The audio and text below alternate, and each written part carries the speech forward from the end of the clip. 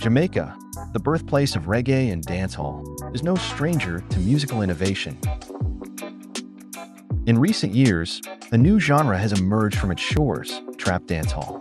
This fusion of traditional dancehall with the gritty, bass-heavy beats of trap music has sparked both excitement and controversy within the music industry.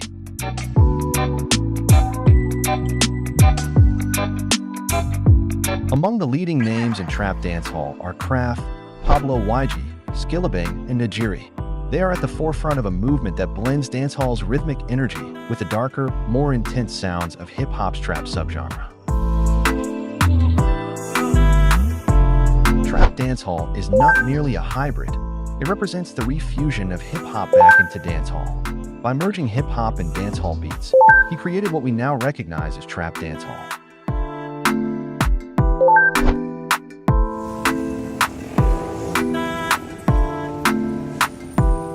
In 2017, Ryujin King's single Learn marked a turning point. Produced by Jitty and Prodigy Record, it was one of the first trap dancehall tracks to gain significant traction in Jamaica and the Caribbean.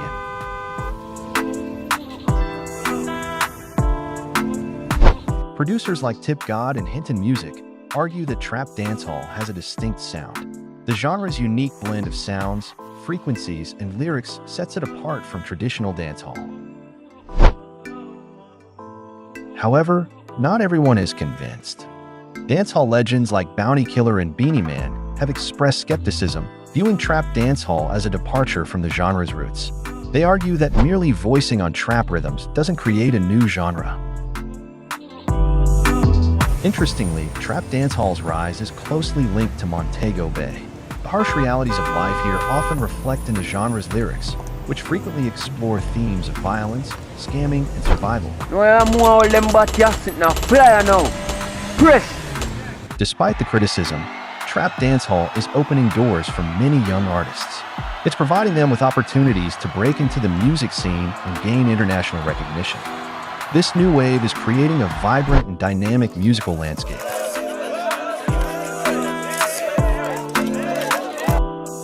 The genre's influence extends beyond Jamaica.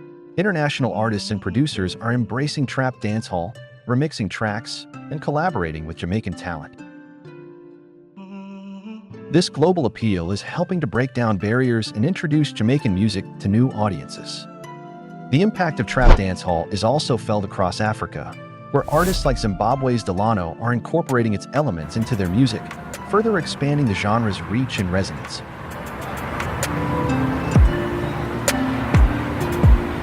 As trap dancehall continues to evolve, it remains a testament to Jamaica's enduring musical creativity. While debates over its legitimacy persist, there's no denying that it has captured the imagination of a new generation and is reshaping the soundscape of contemporary music.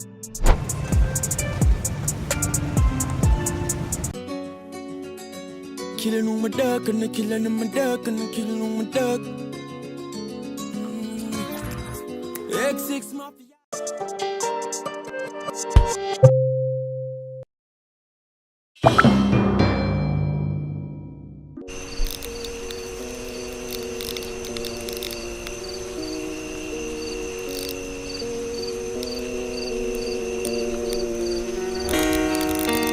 Emo rap, a fusion of hip-hop and emo music, a genre born from the need to express vulnerability and raw emotion. From the lyrical genius of Lil Wayne, Kanye West, and Eminem to the soul-bearing verses of Kid Cudi and Drake, emo rap has evolved over the years, becoming a safe haven for artists to pour out their innermost thoughts.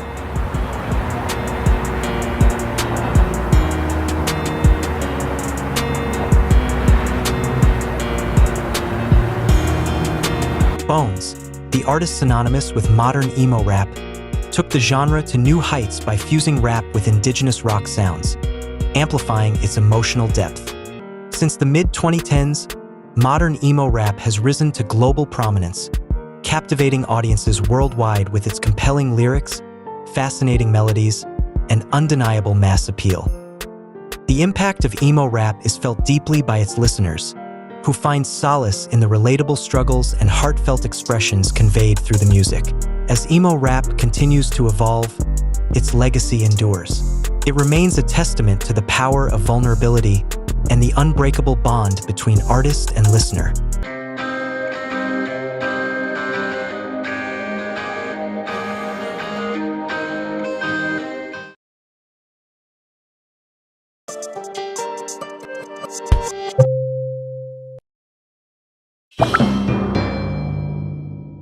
People have etched the permanent scars of tattooing for thousands of years on their bodies.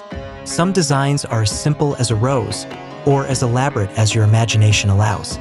They represent diverse meanings, from a remembrance of a loved one to symbols of important values. هل يؤلمك نفرت؟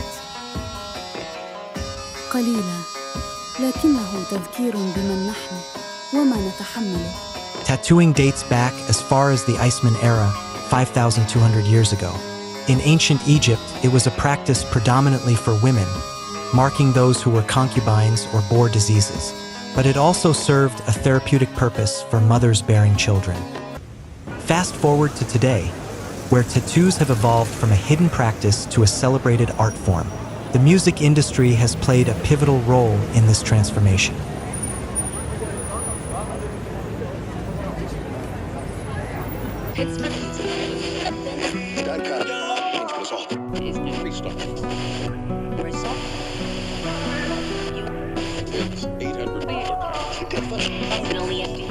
I want something like this.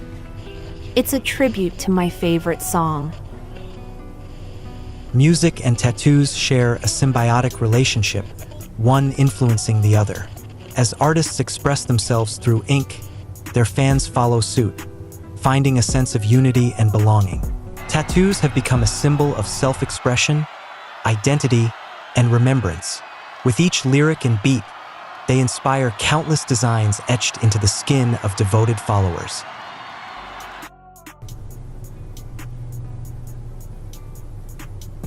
Thank you. It feels complete. Every tattoo tells a story. Yours has just begun. The tattoo phenomenon continues to grow, propelled by the music industry and the stories we choose to tell through ink. Each tattoo is unique, an individual expression of a shared culture. Full speed, me no pose like that, me know. Me career I move slow, but me have to do. Them no want see me rise, but me have to do. So them have to sing my song.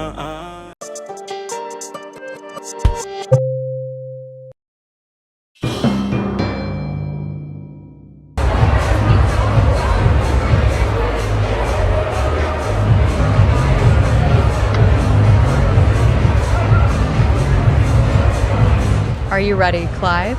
Born ready. Cindy. Let's make history tonight. In 1973, DJ Kool Herc, a Jamaican immigrant, hosted the back-to-school jam at 1520 Sedgwick Avenue in the Bronx. This night marked the birth of hip-hop. Inspired by DJ Kool Herc, Lance Taylor, better known as Africa Bambaataa, saw the potential of hip-hop to unite the youth and steer them away from gang violence. You gotta be kidding me, man. I trusted you.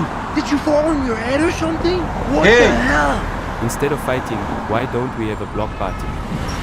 Music, dancing, and peace. Join the Universal Zulu Nation. Bambaataa's vision gave birth to the Universal Zulu Nation, using hip-hop as a tool for social change.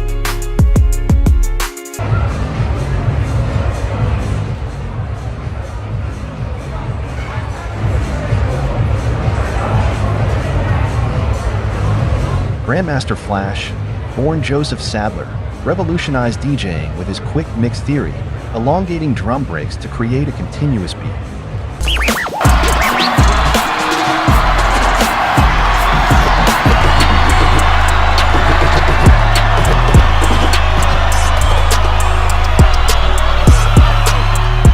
This is just the beginning. His techniques of cutting and scratching became fundamental to hip-hop, giving rise to a new era of music and culture. DJ Kool Herc, Africa Bambaataa, and Grandmaster Flash, the holy trinity of hip-hop, Their innovations and vision lay the foundation for a cultural revolution that continues to influence the world today. I be spinning round your block like a marathon, 'cause of love, not Taron.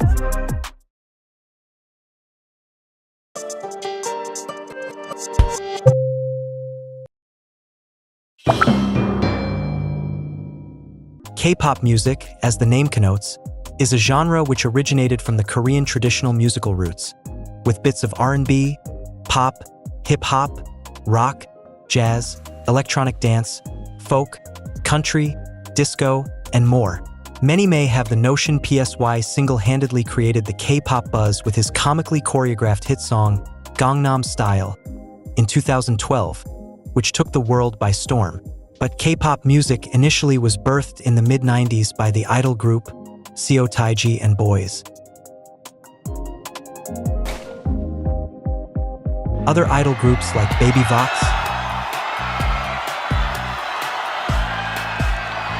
SES,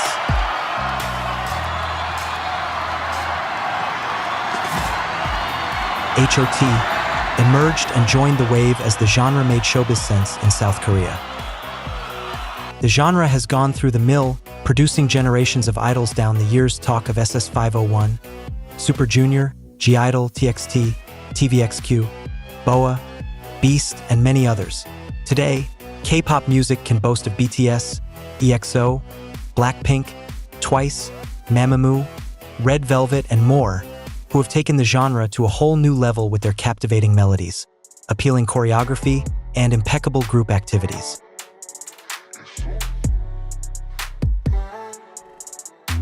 그것들은 내가 당신 나이였을 때를 생각나게 합니다. 정말?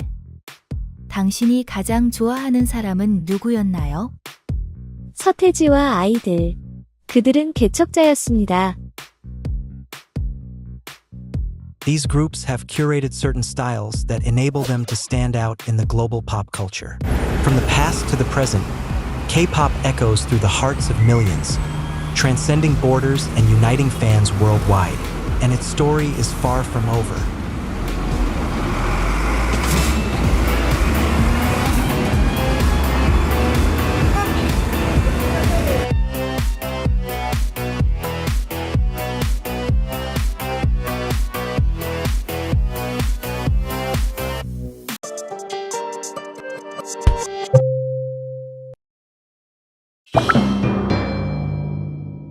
September 11th, 2007.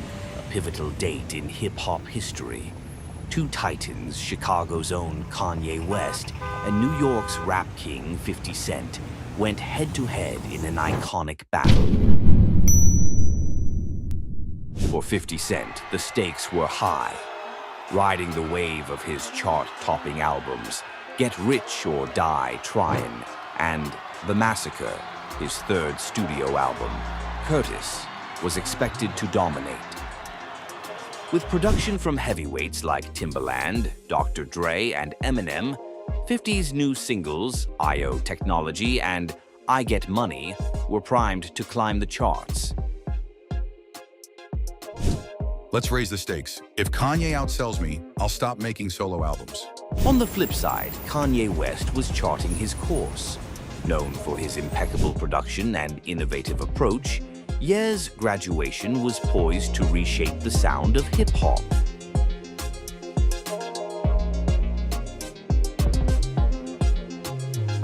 Despite releasing only 2 singles before his album drop, Kanye and his team had a bold strategy. They scheduled his album's release to coincide with 50 Cent's Curtis. I pulled the trigger on that date. Some people weren't ready for the fight, but this is what I do. Round 1. Fight! The hip-hop world held its breath. The question, who would claim victory in the ultimate battle for chart supremacy?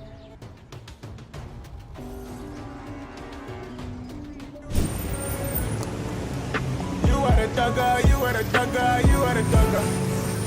It's been ages since we last spoke. I'm Team 50, he's a beast. Kanye's going to change the game. Kanye West emerged victorious, selling 957,000 copies in the first week, leaving 50 Cent's Curtis in second place with 691,000.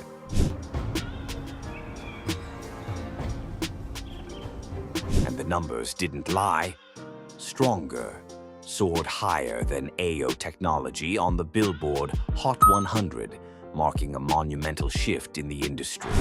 This clash was more than just sales. It represented a shift in the sound and culture of hip-hop. Kanye's unique style redefined success, while 50 Cent's legacy remained intact as a defining figure of his era. The battle on September 11th, 2007, wasn't just about numbers. It was about evolution. Hip-hop was entering a new age, and both artists played a part in shaping its future. The showdown between Kanye West and 50 Cent remains one of the most iconic moments in music history.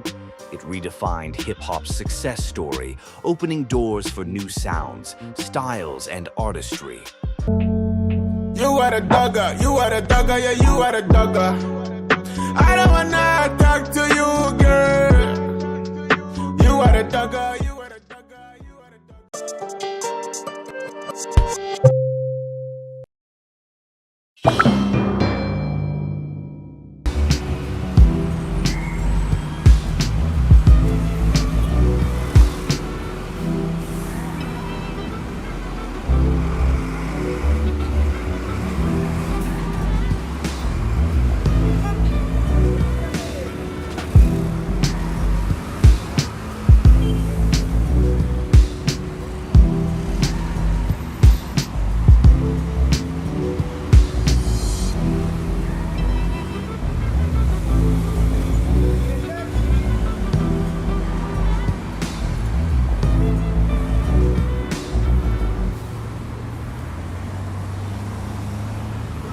The time is now, Doctor. Death Row's gonna change the game. We're gonna give the streets a voice. Yeah, but we gotta get it right. It's all about the music. The sound's gotta have a soul in it.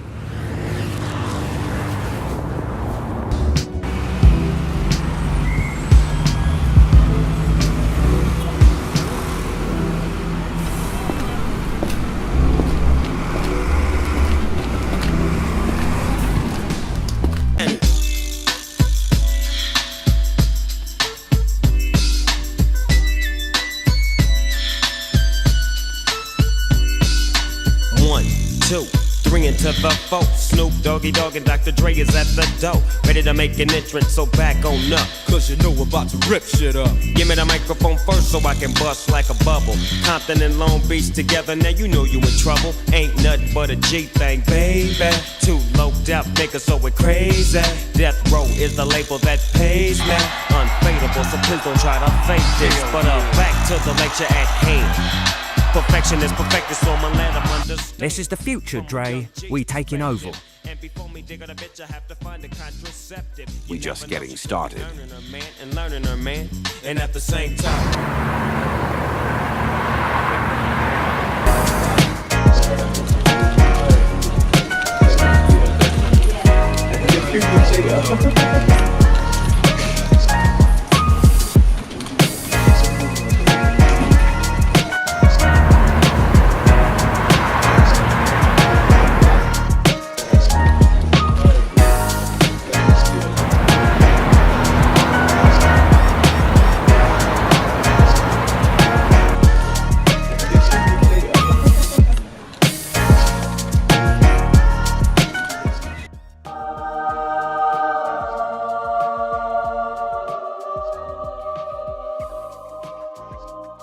So this is where legends are made? You know the drill, my dog. We had the world in our hands. We were more than just a label. We were a movement. Every track was a hit. Every artist was a star.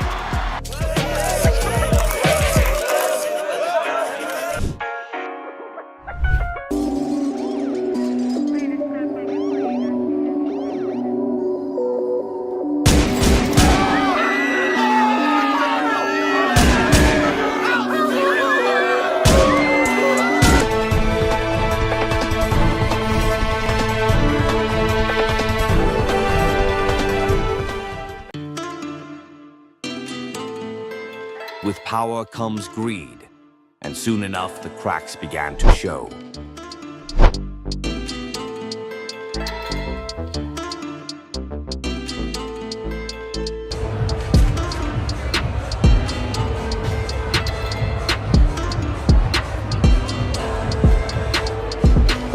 This ain't about the music anymore. Soog's getting reckless.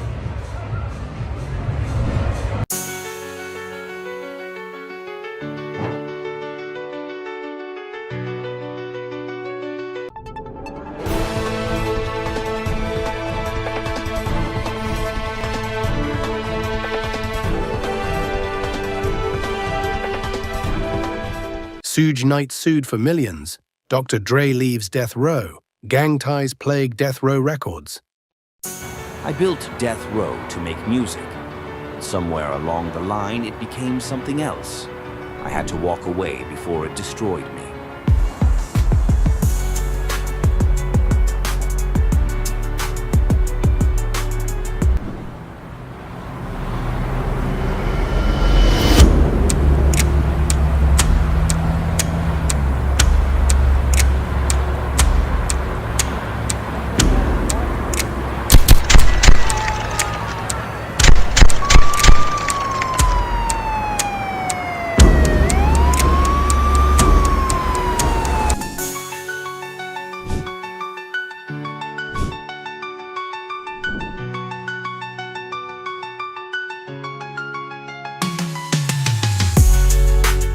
Death Row's back, and this time, we do it right.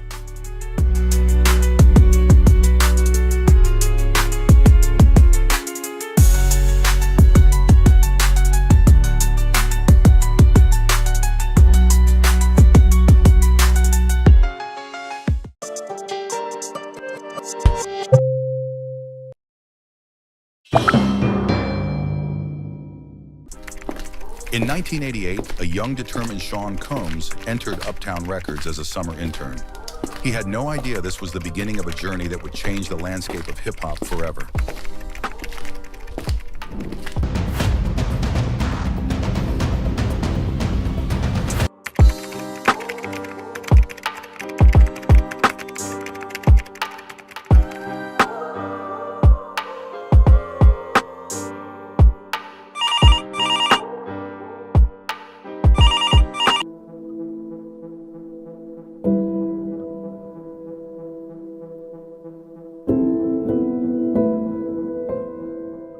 After climbing to the top at Uptown, Diddy was abruptly fired.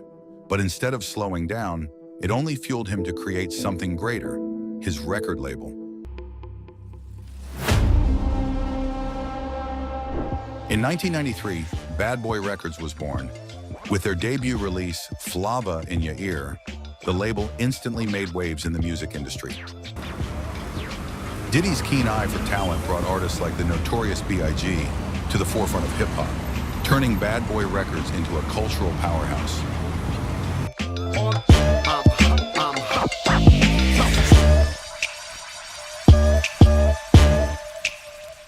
As Bad Boy climbed to the top of the charts, a rivalry with the West Coast Death Row Records began brewing. What started as competition soon turned into a deadly feud.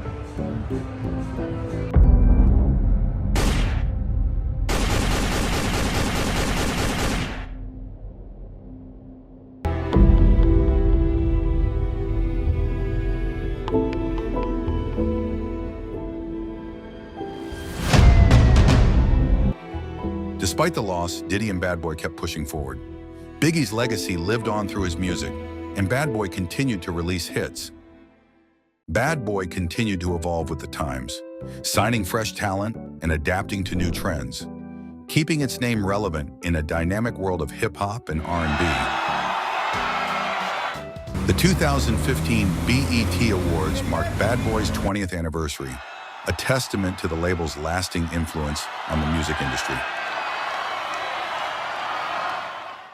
Despite the tremendous impact Bad Boy Records has had on R&B and hip-hop over the years, Diddy currently faces a plethora of allegations and federal charges, which blurs the label's direction and future. Only time will tell.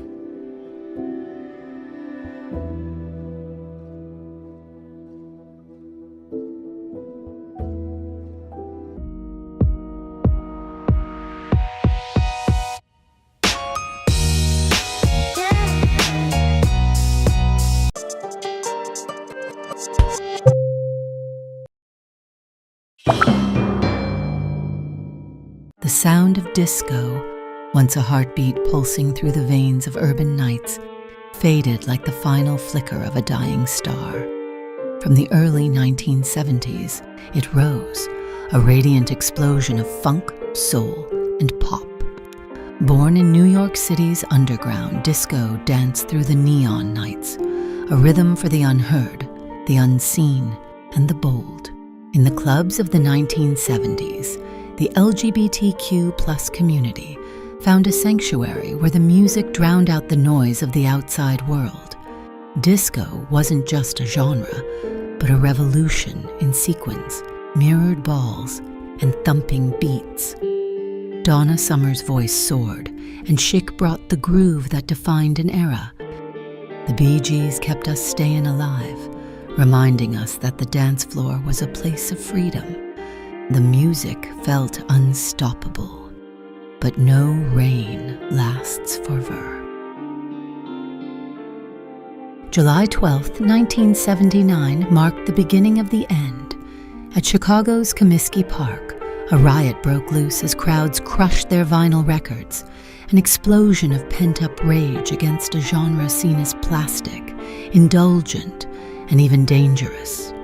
The disco demolition, a defining moment, a spectacle of destruction. But was it only about the music? Disco wasn't just a sound, it was an identity. For many, its fall symbolized something deeper, a backlash against progress, against the freedom it represented. The music had been a refuge for the marginalized. Its death reflects shifting tides in culture, race, and sexuality. At the same time, a new sound was rising, punk rock, raw and rebellious. The authenticity of the new wave emerged, rejecting the polished perfection of disco.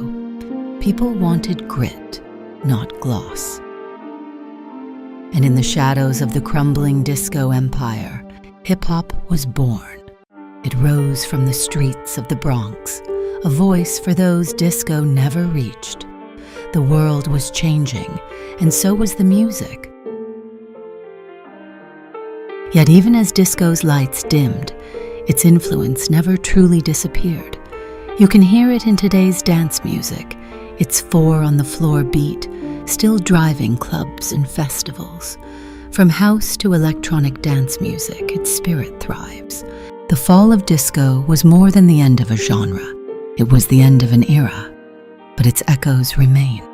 For those who danced under its mirrored ball, the rhythm will never stop.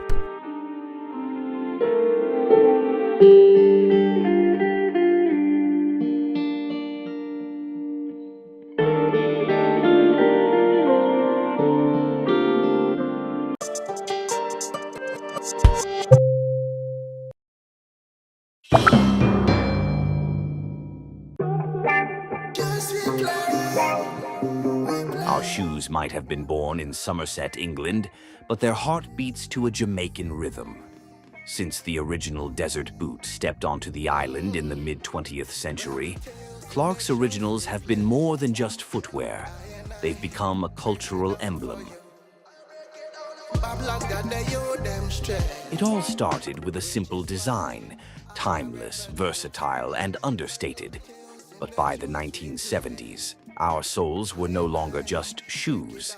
They were the pulse of Jamaica's burgeoning dancehall culture. From the streets of Kingston to the smoky interiors of the dance halls, Clark's became a statement. Rude boys wore them with pride, their styles speaking volumes. Even the authorities took notice. These shoes were a badge of rebellion and identity.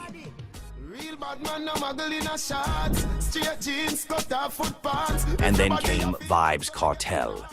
With his 2010 anthem Clark's, he reignited a nation's love affair with our shoes, sparking a global wave of fascination.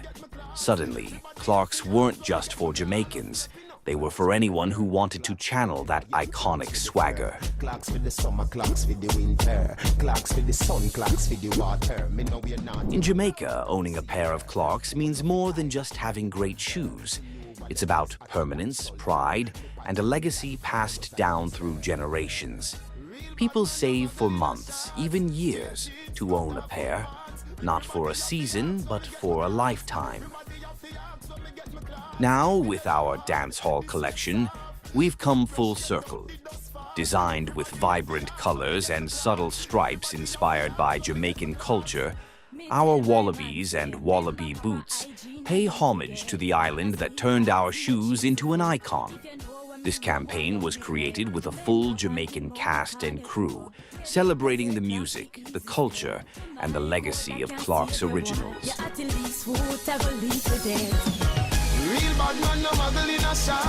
Our souls may have started in Somerset, but they've danced their way into Jamaica's soul, and there they'll remain forever a part of the rhythm of the island.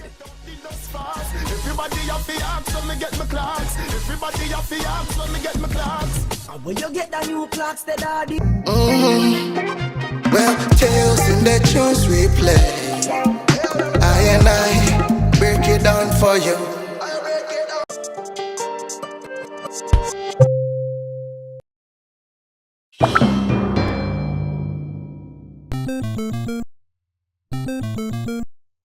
From the days of Super Mario to the streets of Grand Theft Auto, gaming and hip-hop have always been intertwined, shaping a culture no one saw coming. It was this shit on PlayStation, where you could line up blocks and try to put them in a key. If you could make a beat on that, you could make a beat on anything. MTV Music Generator gave me my start. Without that, I don't know where I'd be. But it wasn't just music creation. It was something more. A crossroad between two worlds where hip-hop artists became video game icons. With Def Jam Vendetta, rappers didn't just rap. They fought, they conquered, and they left a mark on every gamer.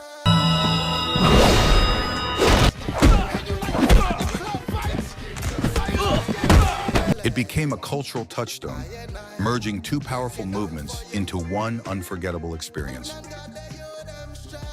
In the modern era, it went further than any console could dream of. Enter the metaverse. Epic Games turned a simple game into a stage for the greatest hip-hop show of the future. And Twitch made live streaming the new mixtape, where artists could reach audiences in real time. From Wu-Tang Clan to 50 Cent, rappers didn't just play the game, they became it.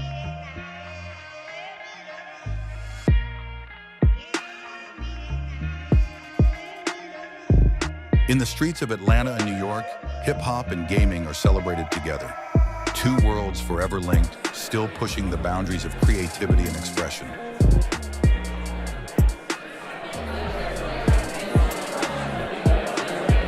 As technology evolves and the beats keep playing, one thing's for sure, this game, it's far from over.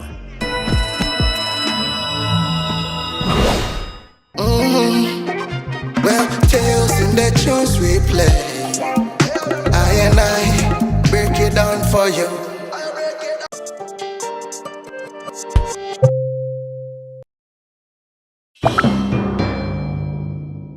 In the shadow of Moscow's holy spires, a group of women dared to shout into the void. They called themselves Pussy Riot, a name that echoed rebellion, art, and defiance. It wasn't just music, it was war, a war fought with guitars, balaclavas, and the voices of those who refused to be silenced. Formed in 2011, Pussy Riot emerged from the underground of Moscow, where punk rock and political fury collided.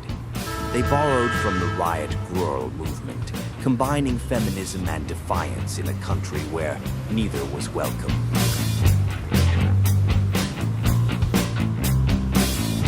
They weren't just protesting corruption, they were protesting silence. Their music screamed for the unheard, for women, for the LGBTQ+ community, for every voice that Putin's regime sought to suppress. February 2012, the seat of the Russian Orthodox Church, the very institution that blessed Putin's iron grip on the nation.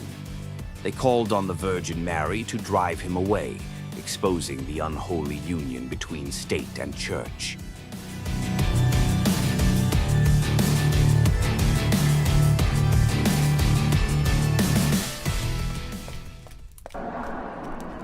They were arrested, charged not just with defiance, but with hooliganism motivated by religious hatred. But their real crime, questioning Putin's reign. What followed was a trial that the world would watch, a spectacle of state repression cloaked in the robes of justice.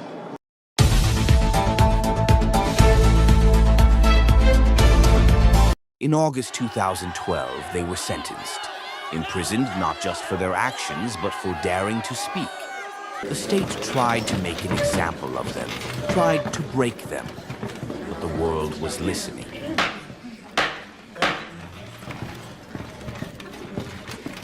Pussy Riot became a symbol. Their protest inspired a wave of global outrage, uniting artists, activists, and everyday people. From Moscow to Berlin, their defiance was felt. But inside prison walls, their fight continued. Even behind bars, they refused to bow. They exposed the brutal conditions of Russia's prisons, advocating for the voiceless, prisoners, dissidents, and anyone crushed beneath the weight of the regime. Their words smuggled out like contraband truths. Months before the 2014 Sochi Olympics, they were released.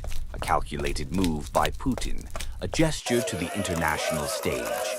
But they were not silenced. They vowed to continue their fight, founding independent media, storming football fields in protest, and refusing to let the world forget. In the end, their message was clear. You can arrest a body, silence a voice, but you can't stop the sound of a movement.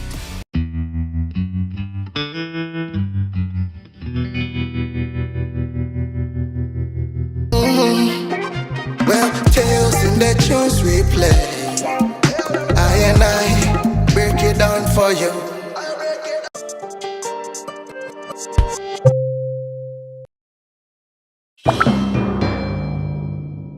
2003, Vibes Cartel burst onto the scene with a fire the world hadn't seen before. His feature on Bounty Killer's Girl Like Mine signaled the start of a new era in dancehall. Cartel's pen, sharpened from writing for Bounty Killer, became his weapon. And with hits like Start Well, with Don Corleone, he was on his way to ruling the dancehall kingdom. But with success came competition. In 2005, a new name emerged. Mavado. His breakout hit, Real McCoy, became a street anthem. And just like that, dancehall had a new star. Where Cartel commanded with lyrics, Mavado captured hearts with melodies, his voice resonating with Jamaica's deeply Christian roots. 2006, Cartel leaves Bounty Killer's alliance, choosing independence. What followed was the beginning of a feud that would split dancehall in two.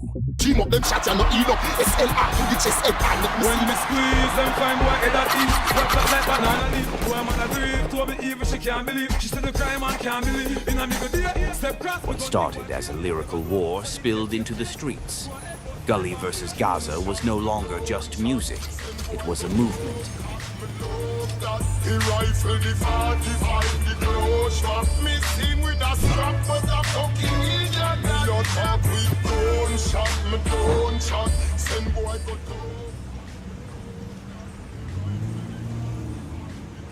You a common fuck when me fuck your mother. Where that fuck? Where that fuck? Tell God say Selassie I am my emperor. Where that fuck? Where that fuck? I know me you a dog. The climax came at Sting 2008, a showdown for the ages. Who won?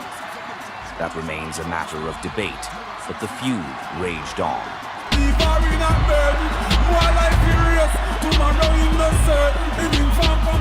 The Gully versus Gaza feud eventually subsided, but its legacy lives on. Today, the lines remain, shaping the future of dancehall. I dress up like police and I run like thief. Don't run. The war that began between the two giants forged new paths for the next generation. The question now is, who will carry the torch? The battle may have cooled, but in dancehall, the lines are never truly erased. tales in the tunes we play. I and I break it down for you.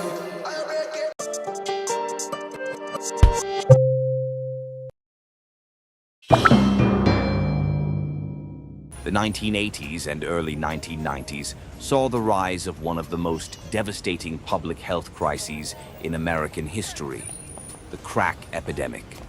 A storm of addiction, crime, and systemic neglect hit the nation's urban centers the hardest.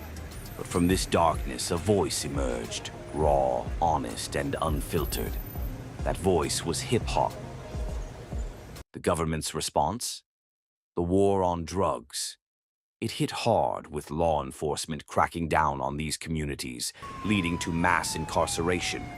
But as the streets cried out, hip-hop answered. Hip-hop became a reflection of this harsh reality. As crack tore through the streets, artists told the stories of those living in the middle of it all.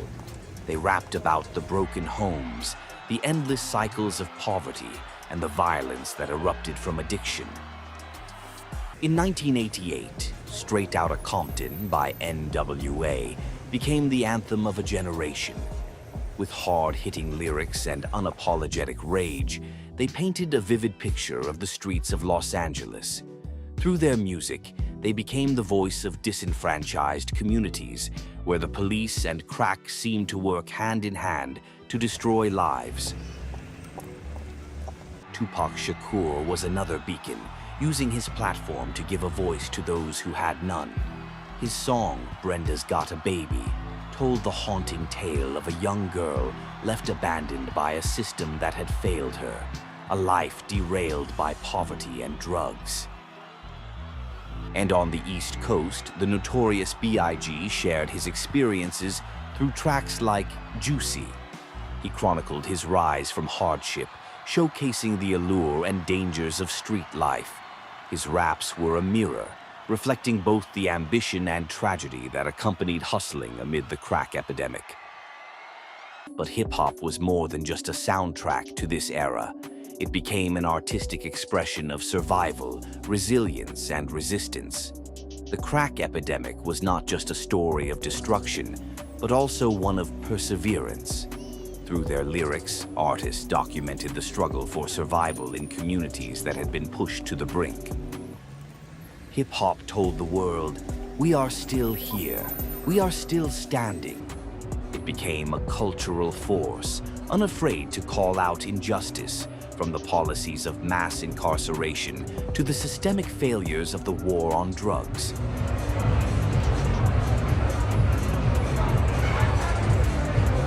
As the epidemic raged, many hip-hop artists used their platforms to illuminate its devastating consequences. They rapped about the failed policies and the injustices of a system that targeted people of color. Songs became critiques of the war on drugs, which, for many, felt like a war on their very existence. From the ashes of the crack epidemic, hip-hop rose, a force to be reckoned with, forever shaping music, culture, and society. This is its legacy, a voice for the voiceless, a chronicle of resilience, and a call for change.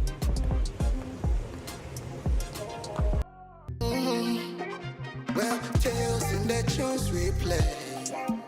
I and I break it down for you.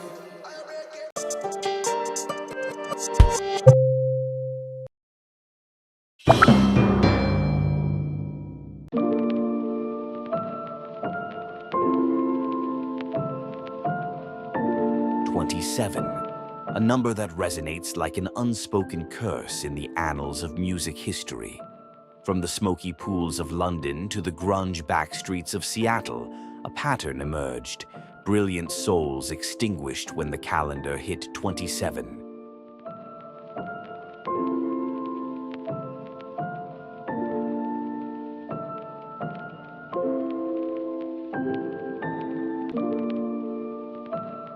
It began in the summer of 1969.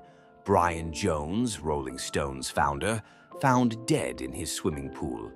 Weeks later, Jimi Hendrix, guitar god of a generation, succumbed to barbiturate intoxication. Janis Joplin, the raw-voiced goddess of rock, followed. And in 1971, Jim Morrison, the Doors' poetic provocateur, was discovered lifeless in Paris. Those deaths happening so close together felt more than coincidence. They hinted at something deeper, a warning whispered through the smoke and the music.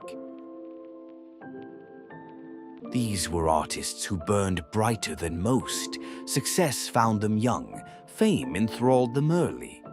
But with that light often comes a darkness too heavy to bear. Their ages weren't arbitrary. Late 20s are a vulnerable crossroads. Identity solidifies, pressures mount, and coping mechanisms can turn destructive. 23 years after Jim Morrison, another icon fell. Kurt Cobain, voice of Generation X, ended his life in 1994.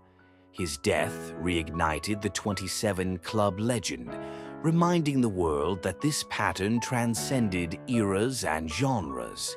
Cobain didn't just join the 27 Club.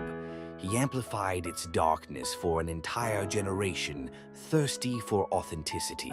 17 years later, British soul singer Amy Winehouse's struggle with addiction culminated in her own tragic 27th birthday, a haunting reminder that the pressures of fame remain unchanged.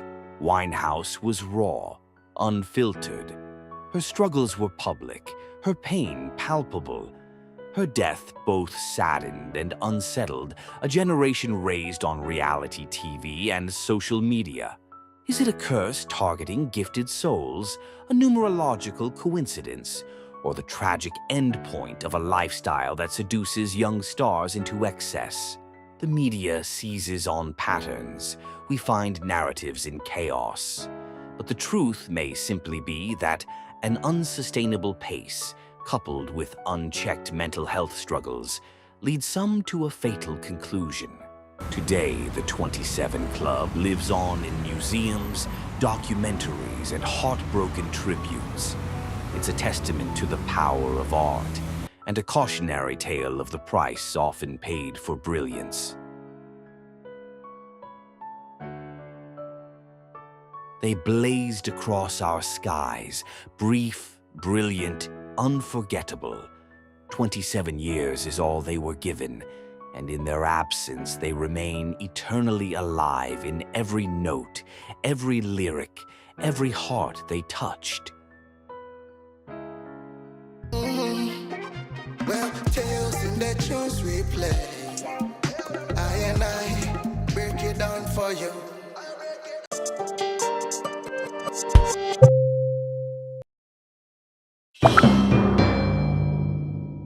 Africa, where rhythm breathes through earth, spirit, and story.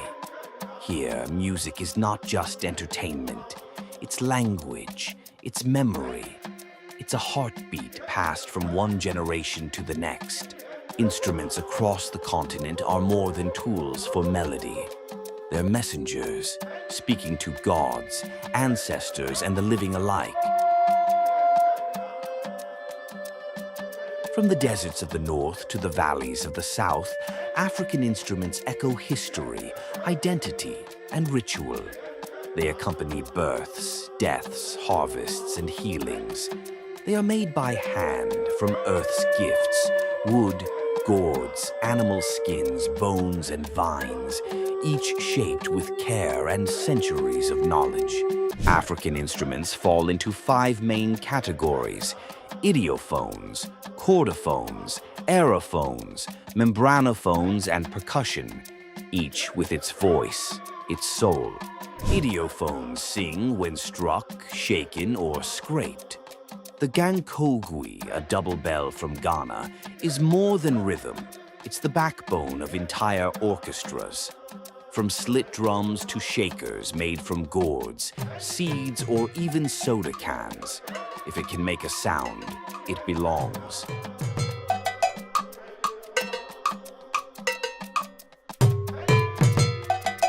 Some are handheld, others dance with their bodies. Each rattle and scrape becomes a language of its own. The mbira, often called the voice of the ancestors, is plucked with the thumbs, its metal keys vibrating through a wooden soundboard. Across Zimbabwe and beyond, its haunting tones tell stories of joy, struggle, and spirit. The xylophone, from the Gael of Ghana to Mozambique's Timbila orchestras, is language turned into melody. In Guinea, an 800-year-old xylophone, known as the Soso-Bala, still sings the history of the Mande Empire. Stringed instruments, chordophones, bring together form, function, and feeling. The kora, with its 21 strings, bridges the past and present in Mali and Gambia. Harps, lyres, lutes, and musical bows sing tales of warriors, lovers, and gods. Today, women like Hope Masike are reshaping traditions, mastering instruments once reserved for men, and forging new, electrifying genres. Aerophones, wind instruments, require more than air. They demand harmony.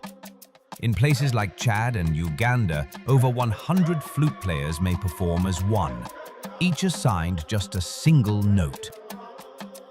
Horns carved from ivory or kudu are powerful declarations, calling people to ceremony or celebration. Drums, the membranophones, form the very pulse of Africa. Whether hourglass, goblet, or kettle-shaped, they command movement and emotion. Every instrument is a piece of art, carved, painted, beaded, and blessed. They embody heritage and innovation, passed on and reimagined. Today's musicians like Victor Gama, Sona Jobarte, and Tumani Diabate honor tradition while redefining the future. They blend the old with the new, the acoustic with the digital, the ancestral with the global. African musical instruments are not relics. They are living, breathing vessels of culture, connection, and creativity. Each sound carries the wisdom of those who came before and the promise of those yet to come.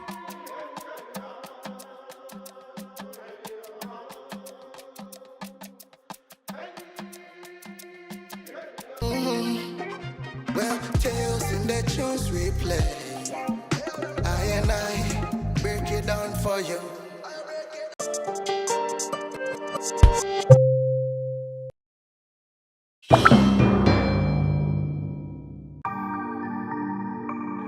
In today's world of instant streaming and digital playlists, the vinyl record and its captivating album cover may seem like relics of the past. But these artistic treasures hold a rich history where music, design, and culture converge.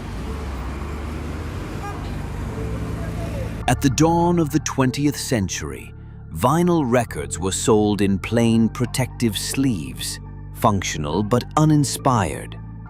That changed in 1939 when Alex Steinweiss, a young art director at Columbia Records, saw the blank cover as a canvas for creativity. Using vibrant colors, thematic imagery, and bold typography, Steinweiss revolutionized album packaging with smash song hits, boosting sales by over 800%. He transformed album covers from mere protection into a visual symphony that complemented the music inside. The 1960s and 70s ushered in a golden age for album cover art. As music became the voice of counterculture, album covers evolved into powerful artistic statements. Visionaries like Andy Warhol brought pop art to the forefront with The Velvet Underground and Nico's Banana cover, while Roger Dean's surreal illustrations turned progressive rock albums into visual odysseys. This era saw album art transcend music, becoming cultural icons in their own right, bold, experimental, and often provocative. By the 1980s and 90s, album covers became platforms for social and political commentary. Minimalist designs like Joy Division's Unknown Pleasures used stark, evocative imagery to connect with listeners on a deeper level. Nirvana's Nevermind cover, featuring a baby underwater reaching for a dollar bill, critiqued consumerism and the American dream, an image that came to define a generation. With the rise of digital music in the 2000s, album art shrank to thumbnails on screens, losing much of its tactile impact. Yet, vinyl made a remarkable comeback, reviving the art form with elaborate gatefolds, expanded artwork, and immersive packaging. Artists like Kendrick Lamar continue to harness album covers to amplify their message, blending modern design with powerful symbolism. Meanwhile, collectors and fans embrace vinyl's warmth and nostalgia, reconnecting with the sensory experience of music. The first album cover was created in 1939 by Alex Steinweiss. The term album originally referred to a book of records. The 60s popularized album covers as identity statements. English design studio Hipgnosis made surreal covers for Pink Floyd and Led Zeppelin. Vinyl enabled innovative packaging such as pop-ups, fold-outs, and hidden messages. Op artists like Andy Warhol and Peter Blake elevated covers to fine art. Vinyl's 21st century resurgence revived full-size artwork and deluxe editions. Regional censorship sometimes led to the creation of unique collector's editions. Today, album art influences fashion, branding, and social media aesthetics. Album covers have journeyed from simple sleeves to iconic cultural artifacts, capturing the spirit of their times and inspiring generations. In an era of intangible streams, vinyl records offer a tactile, immersive experience, a fusion of sound and visual artistry that continues to captivate. As we celebrate the evolution of album cover art, we honor the artists, designers, and musicians who have shaped this unique form of creative expression, reminding us all of the enduring power of music and visual storytelling. Well, tales in the tunes we play, I and I break it down for you.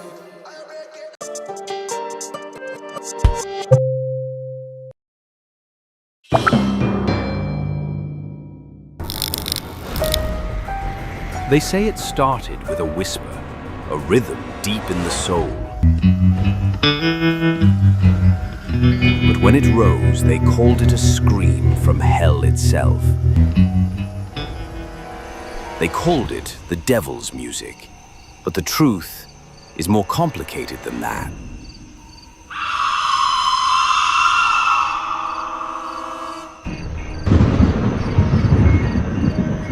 In New Orleans, there was a place where pain met prayer, where cultures collided under the watchful eye of God and the shadow of chains. Congo Square, sacred ground. Here the enslaved danced to remember, chanted to endure, and unknowingly gave birth to American music. The voodoo drums didn't disappear. They transformed into foot stomps, into gospel shouts, into call and response songs that cried out from the cotton fields. When words couldn't be spoken, they were sung. That was the birth of the blues.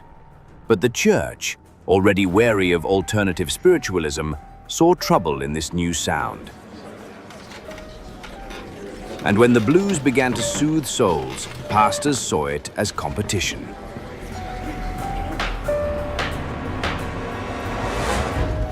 They said, "Don't let that guitar take you to hell." But to many, the church had already left them behind. Robert Johnson didn't just play the blues, he embodied it. Legend says he sold his soul to the devil in exchange for his talent. They needed to believe that a man couldn't just be that good, so they said it had to be Satan. In the 1950s, blues, gospel, and country collided. It was called rock and roll, and it terrified the old world. But for the youth, it was freedom in sound. Rebellion you could dance to. By the 1970s and 80s, rock had mutated again. Louder, harder, unapologetic. And the accusations returned, louder than ever. The media had a field day. Suddenly, if you wore black eyeliner or played a guitar solo backwards, you were in the Illuminati. It wasn't the devil's music. It was the scapegoat of a fearful generation. Nick Cave calls rock a feeding frenzy of borrowed ideas. That's its power. It's a sound made of struggle, celebration, and soul. It isn't evil. It's electric. It's everything the human heart can't say with words alone. If music is a form of worship, then rock and roll is a prayer of defiance. Not against God, but against silence. We're not praying to the devil. We're just refusing to stay quiet. Well, tales in the tunes we play. I break it down for you.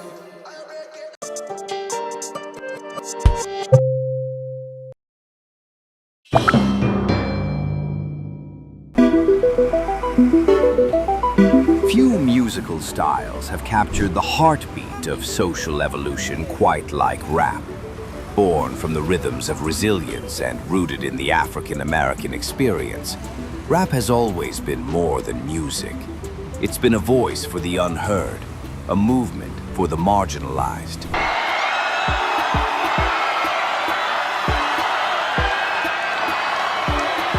To truly understand rap, we must trace its roots back to Africa, where storytelling, rhythm, and poetry have long intertwined. Oral traditions, from wandering griots to slave chants, laid the foundation for what would one day echo through boomboxes in the Bronx. In the early 20th century, this oral legacy found a new form. Spoken word poetry emerged during the Harlem Renaissance and later the Beat generation. Jazz poetry gave rise to rhythm-infused speech, paving the way for something more raw, more rebellious. The 1960s turned poetry into protest. Voices like Amiri Baraka and The Last Poets weaponized words against injustice, transforming verses into resistance. Then came Gil Scott-Heron, a poet with a beat. His spoken word performances voiced uncomfortable truths, blending politics with pulse. His rhythm-message fusion would shape the DNA of modern rap. Meanwhile, in the Bronx, a Jamaican immigrant named DJ Kool Herc spun something new. By isolating the breaks in funk and soul records, he created a foundation for dance, expression, and eventually rap itself. Over those beats, voices rose. Words became rhythm. Stories became power. And so, hip-hop was born. Not just a genre, but a culture. Rap was its voice, but hip-hop was its heartbeat, with DJs, breakdancers, and graffiti artists completing the canvas.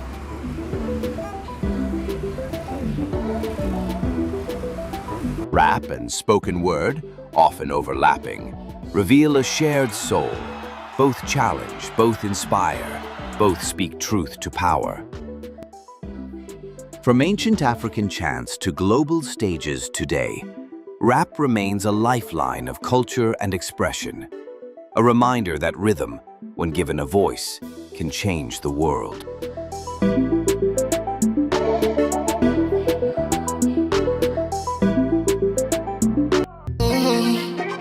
Well, tales in the tunes we play, I and I break it down for you.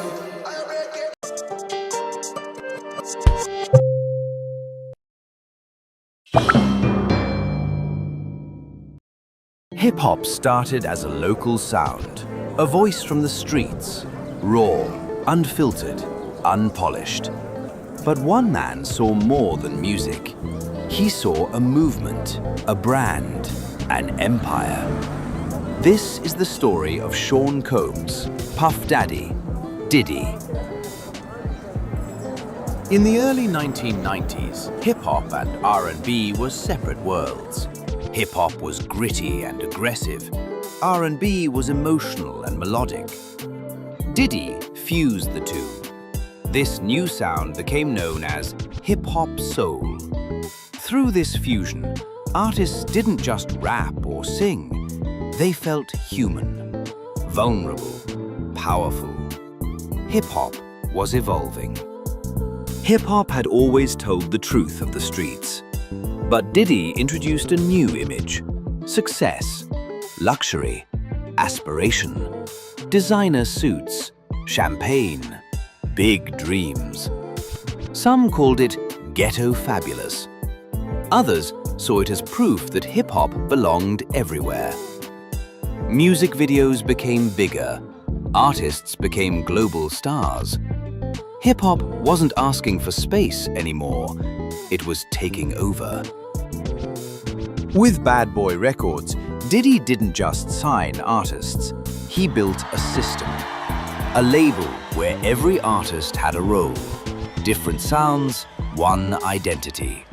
Music, fashion, attitude, story. This became the Bad Boy Blueprint, a model future labels would follow. It showed the industry that hip-hop could be organized and unstoppable. Diddy understood something early. Music was only the beginning. He turned himself into a brand. With Sean John, streetwear stepped onto luxury runways, breaking barriers that once shut hip-hop out. In 2004, Sean John won Menswear Designer of the Year, a historic moment. With Ciroc, he redefined celebrity business deals. With Revolt TV, he pushed for black ownership in media. Hip-hop wasn't just culture anymore. It was business. As his influence grew, so did his mission. In 2021, Diddy launched Empower Global, a marketplace for black-owned businesses. The idea was simple. If the culture creates the value, the culture should own it too. It was a modern vision of a Black Wall Street, built through unity, ownership, and support. Diddy also knew influence meant responsibility. In 2004, he launched the Vote or Die campaign, pushing young and minority voters to use their power. Through his foundation and scholarships, he invested in education and youth development. The message was clear. Success means nothing if it doesn't uplift others. Sean Diddy Combs didn't just change hip-hop, he expanded its boundaries. From sound to style, from culture to capital, from the block to the boardroom. His legacy lives in every artist who thinks beyond music, and every creator is building something bigger than themselves. Well, tales in the tunes we play, I and I break it down for you.